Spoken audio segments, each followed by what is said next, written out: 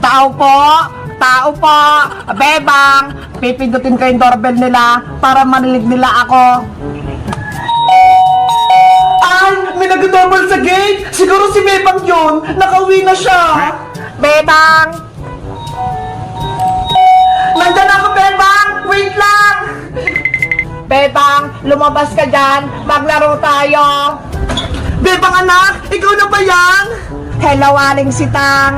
Kukuha? Ikaw pala yan? Akala ko ikaw si Bebang. Wala po ba si Bebang, Aling Sitang? Maglalaro po sana kami. Wala siya rito, kukuha. Ilang araw na si Bebang sa probinsya. Mag-isa lang ako dito sa bahay. Walang kasama. Ganon po ba? Sayang naman. Namimiss ko na siyang kalaro. Iniwan na ako ni Bebang. Hindi niya na ako namimiss. Ayaw niya na umuwi. Aling Sitang, wag po kayong umiyak. Bebang ko, umuwi ka na dito sa bahay. Wala akong kasama. Nanurukot ako. Tama na po, Aling Sitang. Kung gusto nyo, ako na lang muna kasama nyo sa bahay para hindi kayo malungkot. Talaga, kukuha? Gusto mong tumira din sa bahay namin? Opo, habang wala si Bebang, ako muna ang anak nyo. Dahil mukhang mabait ka naman, sige, dito ka muna sa bahay namin habang wala si Bebang. Yehey, may nanay na ako, si Aling Sitang. Tara, kukuha, pasok ka sa loob ng bahay namin para may kasama na ako. Okay po, Aling Sitang, nandyan na ako.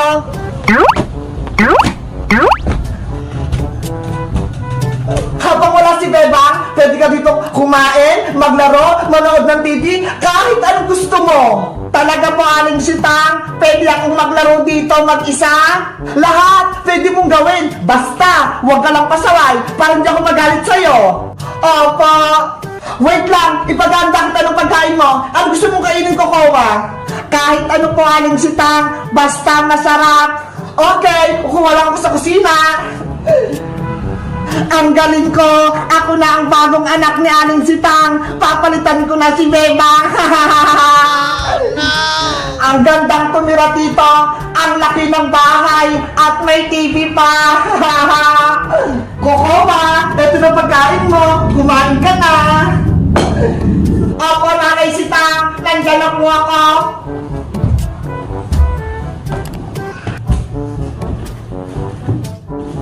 Kumain ka lang na kumain. Masarap yung niluto mong paksiw na bangus. Gusto ko pang kumain ng adobong dragon, Aling Sitang. Ano? Dragon yung gusto mo? Walang dragon dito, kukuha. Sabi kasi nila, masarap yun eh. Maninamnam. Ha ha ha ha ha. Marunong ka pala mag-joke ko eh. Natutuwa ako sa'yo. Parang narinig kong tumatawa si Aling Sitang ah. Siguro, nakauwi na si Bebang. Tatanungin ko nga. Tao po! Tumutar din, Nobel! Baka sila Bebang ngayon! Ako na po pupunta sa labas, Nanay Sitang. Titignan ko po kung sino yon. Okay! Excited na ako! Uwi na si Bebang! Bebang! Yuhu! Nakauwi ka na ba? Ano ang kailangan mo dito, Iska? Uy, Kokowa! Nandyan ka pala! Pwede magtanong, nandyan ba sa loob si Bebang? Wala rito si Bebang, hindi pa siya umuwi. Ganun ba? Eh bakit nandyan ka? Ako na ang bagong anak ni Aling Sitang, hindi na si Bebang, kaya dito na ako titira. Ano? Totoo ba yung sinasabi mo? Umalis ka na dito, hindi na babalik ang kaibigan mong si Bebang. Ako na ang papalit sa kanya. Hindi to maaari. Dapat masabihan ko si Bebang para makauwi na siya dito. Kukawa, sino yung nasa labas? Si Bebang ba yun? Hindi po yun si Bebang, Aling Sitang. Batang pasaway lang, nagpipindot ng doorbell. Ganun ba? Halika na rito sa loob. Manood na tayo ng TV. Opo, nandyan na ako, Nanay Sitang. Totoo nga! Si Kukuha nga yung bagong anak na Aling Sitang! Guys, alam niyo ba kung nasa si Bebang? Si Kukuha, papalitan na siya! Anong gagawin ko? Mag-comment lang kayo para sa part 2! Bye-bye! Mga manok, kumain na kayo para mabusog kayo. Bebang, gutom na ako. May pagkain ba tayo? Kagagising mo lang, princess. Gutom ka kaagad. Doon sa may lamesa, merong pagkain doon. Anong ulam natin? Merong pritong tuya at kamatis, bagong luta. Ano ba yan? Hindi naman masarap yung ulam eh. Tuyo at kamatis. Ang arte mo naman, princess. Masarap tayong tuyo at kamatis. Ayoko yun. Gusto ko yung pritong manok. Ayun yung favorite kong ulam. Eh paano? Wala naman tayong pritong manok. Alam ko na, bebang, may naisip ako. Manghuli na lang tayo ng buhay ng manok para ayun na lang yung prituhin natin. Ano? Huli mo yung mga manok? Kawawa naman sila. Kaya mo nga sila pinapakain eh. Para lumaki sila at maging ulam. Diba? Hindi ah. Gusto ko lang silang maging malakas at mabuhay. Basta, gutom na ako. Kaya manghuli na ako ng manok. Ikaw talaga, princess. Kapag gutom ka, kung ano-ano yung nasa isip mo. Bebang, mag-isap na sila ng pagkain para lumapit sila. Sige na nga, tutulungan na nga kita, princess, para makaulam din ako ng manok.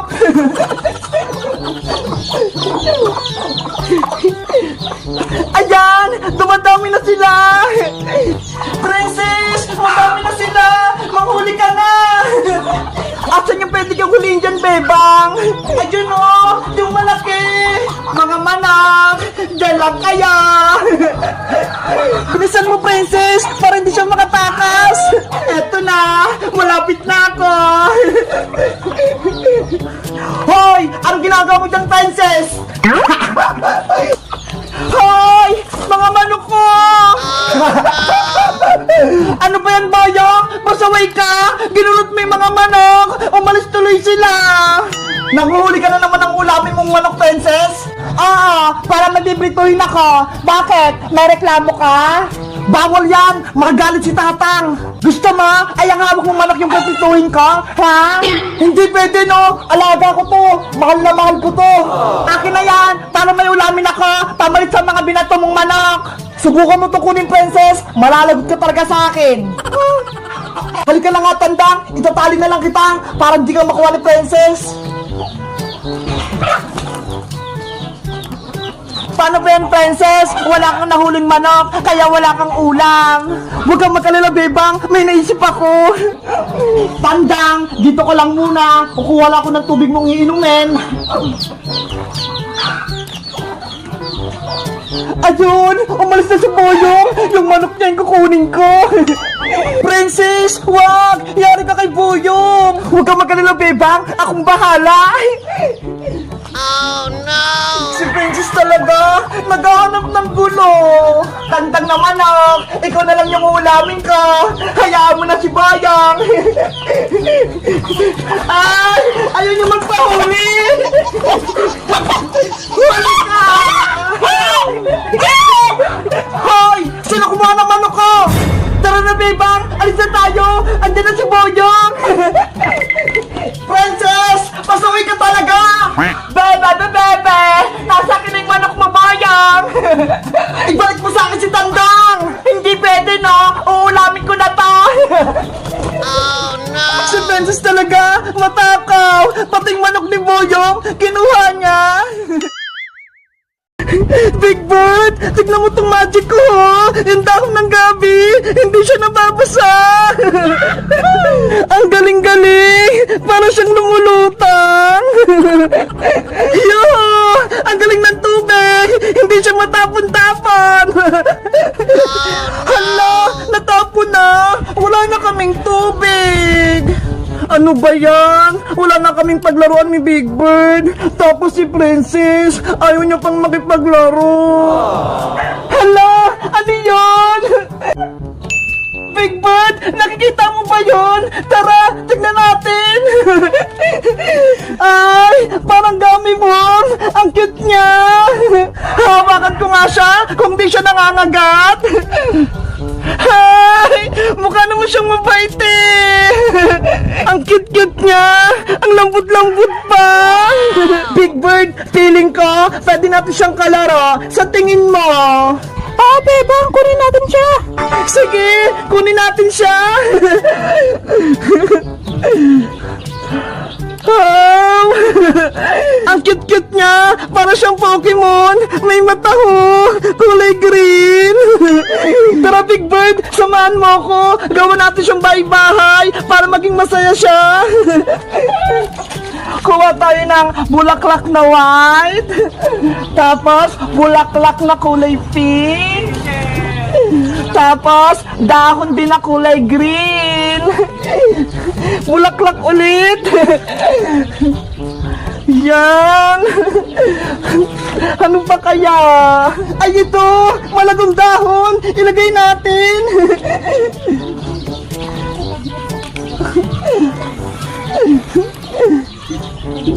Ayan! Ano pa? Lagyan din natin ng tuyong dahon. Baka gusto niya.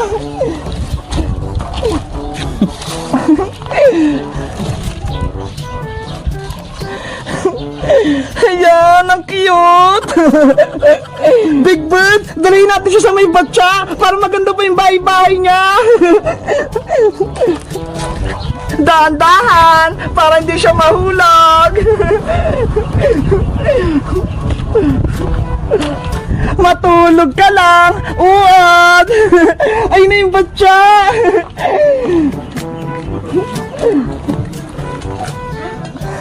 Ayan! Big Bird, sa tingin mo, aalagaan ba natin si Uod? Ano kaya pwedeng ipangalan natin sa kanya? Tingnan mo, ho! Ang cute-cute niya! Hala! Gumagalaw na siya! Natatakot ako!